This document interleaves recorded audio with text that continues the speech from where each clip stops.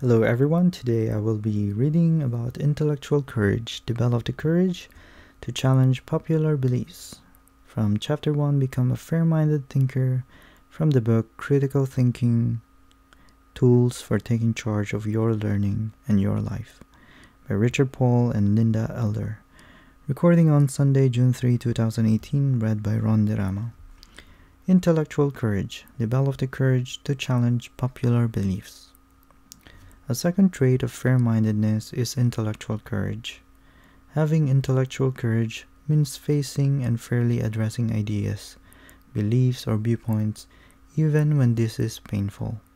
It means closely examining beliefs toward which one has strong negative emotion and to which one has not given a serious hearing.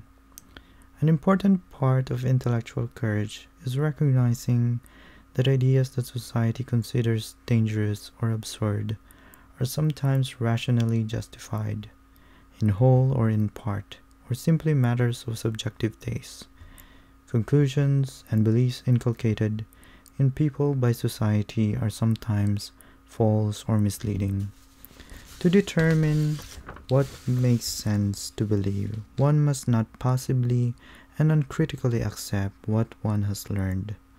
Having intellectual courage is especially important because ideas considered dangerous or absurd may hold some truth, and ideas strongly held by social groups to which we belong may hold some distortion or falsity. To be fair-minded thinkers in these circumstances, we must develop intellectual courage, recognizing that the penalties society places on us for nonconformity can be severe. The opposite of intellectual courage, intellectual cowardice, is the fear of ideas that do not conform to one's own.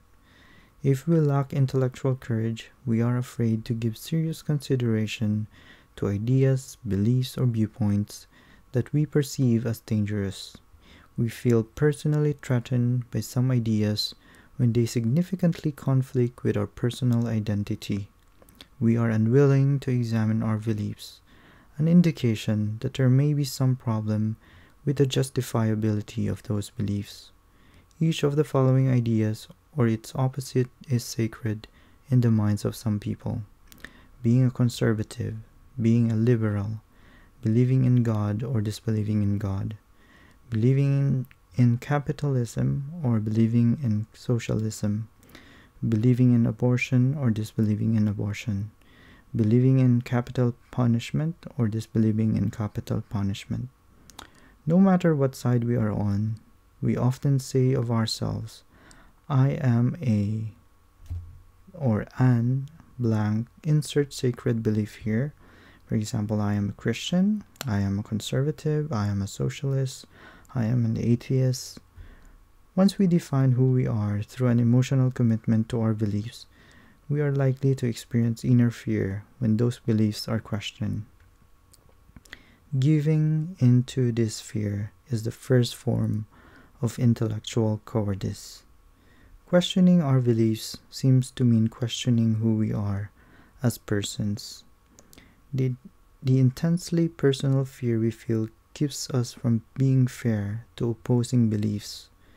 When we consider opposing ideas, we subconsciously undermine them, presenting them in their weakest forms so we can reject them. We need intellectual courage to overcome self-created inner fear, the fear we ourselves have created by linking our identity to a specific set of beliefs. Another important reason to acquire intellectual courage is to overcome the fear of rejection by others, because they hold certain beliefs and are likely to reject us if we challenge those beliefs. This is where we invest others with the power to intimidate us. Many people judge themselves according to the views of others and cannot approve of themselves unless others approve of them. Fear of rejection often lurks in the back of their minds. Few people challenge the ideologies or belief systems of the groups to which they belong. This is the second form of intellectual cowardice. Both forms make it impossible to consider either our own or others' ideas fairly. Instead of forming one's identity according to one's personal beliefs, it is far better to define oneself according to the processes by which one formulates beliefs. This is what it means to be a critical thinker. Consider the following resolution. I will not identify with the content of any belief. I will identify only with the way I come to my beliefs. I am a critical thinker, and as such am willing to examine my beliefs and abandon any that cannot be supported by evidence and rational considerations. I am ready to follow evidence and reason wherever they lead. My true identity is that of being a critical thinker, a lifelong learner, a person always looking to improve my thinking by becoming more reasonable in my beliefs.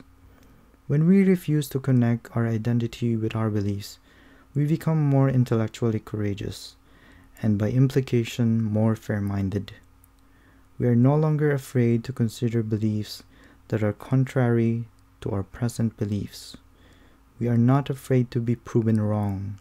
We freely admit to having made mistakes in the past. We are happy to correct any mistakes we are still making. Tell me what you believe and why you believe it, and maybe I can learn from your thinking. I have cast off many early beliefs. I'm ready to abandon any and all of my present beliefs that are not consistent with the way things are. Given this definition, how many people do you know who have intellectual courage? Think for yourself.